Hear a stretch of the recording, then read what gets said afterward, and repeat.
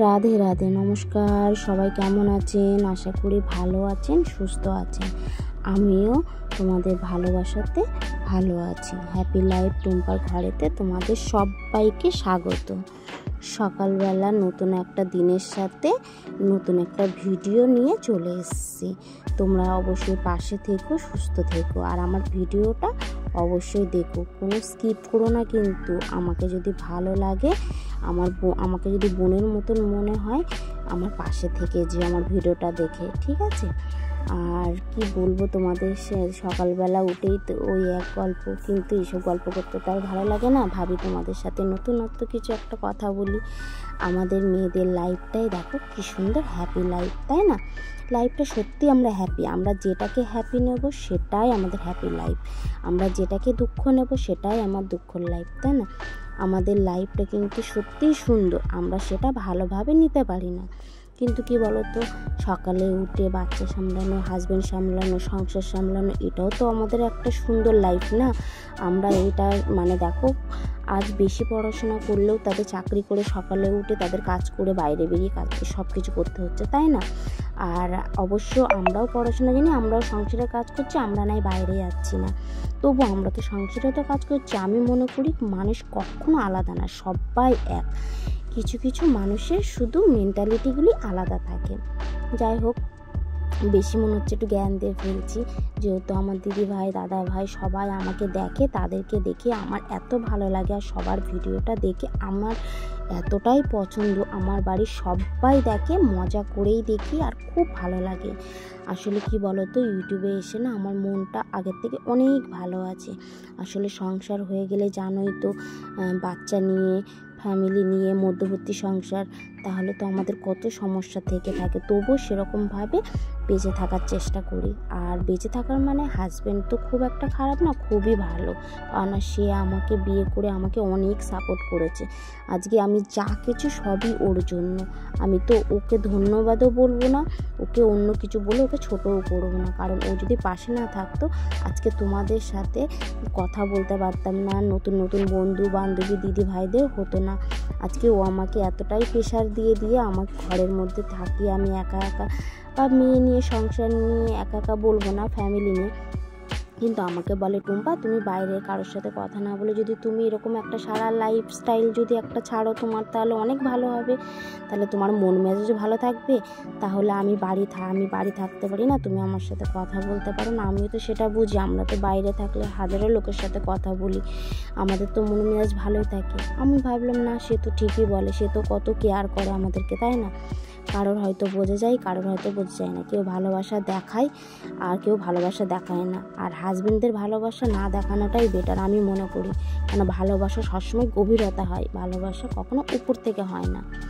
যাই হোক, বেশি কথা বলে ফেলছি। সকাল সকাল দেখো কত কাজ করে ফেলে। সকালে দেখো ঝাড় মোছামুছি, পরিষ্কার, গ্যাস ট্যাস পরিষ্কার করে টোরে নিয়ে সব চলে এসেছি। আমি ফ্রেশ হয়েও চলে এসে আমি খাওয়া দাওয়া করে নিচ্ছি। খাওয়া দাওয়া সকালের চাটা খেতে খেতে একটু কৃষ্ণ নাম নিচ্ছিলাম। কি বলো তো, একটু হালকা মনটা খারাপ আছে।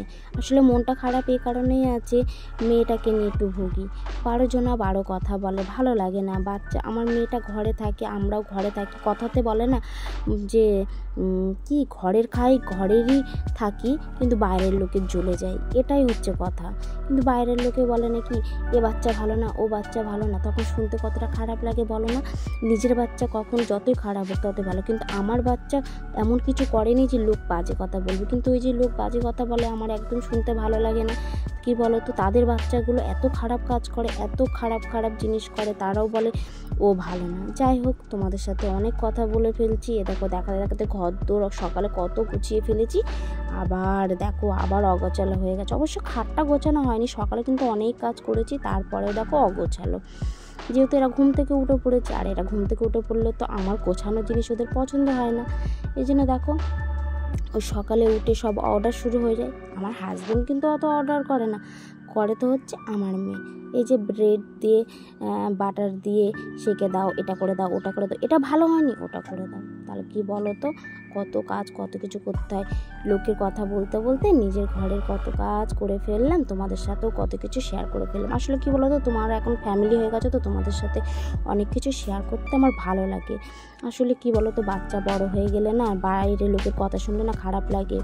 কোথাও তো বেরোই না, বাড়িতে তো থাকি। বলে না গ্রামটাও শহর হয়ে গেছে, শহরের লোকেরা যেমন কোথাও কারোর দিকে উঁকি দিয়ে তাকায় না, গ্রামও সেরকম হয়ে গেছে। আমাদের গ্রাম হলে কি হবে, সমালোচনা কিন্তু কমেনি, ঘরে থেকে সমালোচনা শুরু করে দেয়। যাই হোক, তাদের ব্যক্তিগত ব্যাপারে দেখো ভাতও হয়ে গেছে, আর কচু দিয়ে আলু দিয়ে রুই মাছের তরকারি হয়ে গেছে। এটাই হচ্ছে আমাদের খাওয়া। মা আর মেয়ে তো বেশ কিছু রান্না করতে ভালো লাগে না, জানো তো। আর এই দেখো ফুল গাছটার দিকে দেখো, আসলে কি বলো তো, লাল ফুল দিয়ে তো পুজো দিতে নেই, সাদা ফুল দিয়ে পুজো দিতে হয়। এই জন্য গাছে ফুলগুলো ফুটে রয়েছে, কি ভালো লাগছে। আর আমি মনে করছি যে আমি যদি এরকম ফুল পেতাম, আমারও ভগবানকে একটু অর্পণ করতে পারতাম। তবুও আমি নিজেকে মনে করি যে আমি দিতে পারছি না, তাই কি হয়েছে, অন্য কারোর হাত দিয়ে তো তাদের কাছে যাচ্ছে, এই জন্য গাছ থেকে নেয়নি, দেখেছো। আর যখন পুজো দিতে পারবে, কোন ভোরবেলা এসে তুলে নিয়ে চলে যাবে।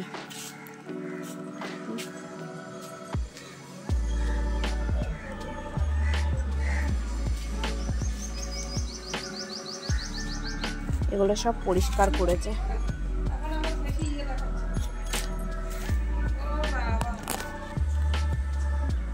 এমনও অবস্থায় যে পেঁপে হয়, দেখো।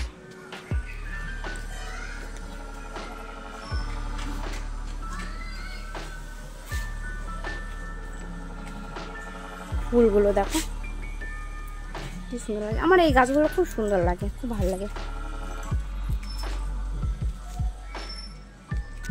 দেখো কারি পাতাগুলো তুলে নিয়ে গেছে। কারি পাতাগুলো কে খাবে, রাস্তার ধারে গাছ না, সব তুলে নিয়ে গেছে।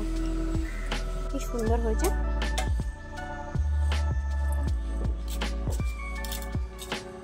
এখান থেকে নিয়ে ডালে দেওয়া হয়। না না, কুমড়ো গাছ এটা। এত সুন্দর কচি হয়েছে পাতা, এত সুন্দর কচি কচি পাতা। আজকের আকাশটা পুরো মেঘলা আকাশ, দেখো। আজ বৃষ্টি হবে, তুই জানিস? বৃষ্টি কিন্তু সুন্দর একটা ঠান্ডা হাওয়া দিচ্ছে, গাছের পাতা নড়া মানে এত সুন্দর মিষ্টি হাওয়া, কি বলবো। এই যে শুকিয়ে গেছে, মা জামা কাপড়গুলো তুলছে। সকালে সকালে মানে অ্যাকচুয়ালি কেচে দিয়েছে না, এই জন্য পুরো শুকিয়ে গেছে। আর ঘাড়গুলি, এই যে এই ধারগুলি একটু ভিজে আছে হালকা হালকা, ধারগুলি যেগুলি মোটা, এই যে এইগুলি একটু ভিজে রয়েছে, নাহলে পুরো নাইটিটা শুকিয়ে গেছে। বেশি ওয়েদারটা, এই যে আকাশটা কি দারুণ লাগছে, খুব সুন্দর লাগছে, একদম মেঘলা আকাশ, খুব সুন্দর লাগছে। গ্রিন গ্রিন কালার দেখেছিলিস সন্ধ্যেবেলা, তুই দেখতে পেয়েছিস? দিন পেয়ারা দেখেছিলাম, এই পেয়ারাটা কি বড় হয়েছে, দেখো পেয়ারাটা কত বড় হয়েছে। জানো তো, তোমাদের সাথে কথা বলতে বলতে দেখো সকালের কাজ তো সবই করেছি, তাও তোমাদের সাথে গল্প করলাম। গল্প করতে করতে একেবারে এদিকে সব কিছু তোমাদের ভিডিও দেখাতে দেখাতে আমি কিন্তু স্নানও করে ফেলেছি। স্নান টান করে এ দেখো সিঁদুর পরে নিয়েছি, একটু সেজে নিয়েছি। বউ মানুষের একটু সিঁদুর টিপ না পরলে ভালো লাগে না, তাই না? আমরা তো ঘরে থাকি, আমরা একটু সাজুগুজু না করলে ভালোই লাগে না। সাজুগুজু তো কিছুই করি না, একটু টিপ একটু সিঁদুর, এটাই হচ্ছে আমাদের সৌন্দর্য, তাই না? আর কি বলবো, একটু গরমটা কিন্তু বেশ লাগছে। স্নান টান করে একদম রেডি, রান্না হয়ে গেছে। রান্না তো তোমাদেরকে দেখিয়ে দিলাম, মাছের ঝোল করেছি, কচু দিয়ে আলু দিয়ে মাছের ঝোল, আর ভাত করেছি, আর কিছু করিনি। স্নান টান করে এই একটু বাইরে ঘুরছিলাম, তারপরে স্নান টান করে এই আসলাম, এসে মাথা টাথা আসলে সিঁদুর টিঁদুর পরে একটু পাকার তলায় বসেছি। গরম, খুব একটা গরম আছে সেটা বলবো না, গরম আছে, কিন্তু অত্যাধিক যে কষ্টটা পাচ্ছিলাম, ঘাম হচ্ছিল সেটা না, এই জন্য একটু গরমটা কম আছে, ঘামটা হচ্ছে না। তো স্নান টান করে পাকার তলায় বসেছি। সঙ্গে থাকো, দেখতে থাকো। মাঠে এসেছিলাম, দিদি আমি মেয়ে চলে গেছে, আমি গুবলু দিদি রয়েছি। এই যে এখন বাড়ি যাচ্ছি, বেশিক্ষণ বসিনি, মিনিমাম 15-20 মিনিট বসেছি। সন্ধে হয়ে গেছে, ঘুমাচ্ছিলাম, ঘুম থেকে উঠে মেয়ে বললো চলো মা মাঠে যাবা। আমি বলছি হ্যাঁ চল। এই যে এখন মাঠে এসছে, তাও ওই তো বললাম 15-20 মিনিট হলো, তবুও এই যে ও দেখো কি করছে, বলছে দেখো আমি কি পরে এসছি।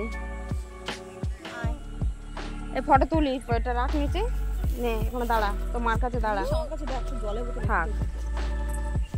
এই বাবা গুবলুর পরিস্থিতি দেখ, গুবলু এদিকে, হ্যাঁ তাকাও।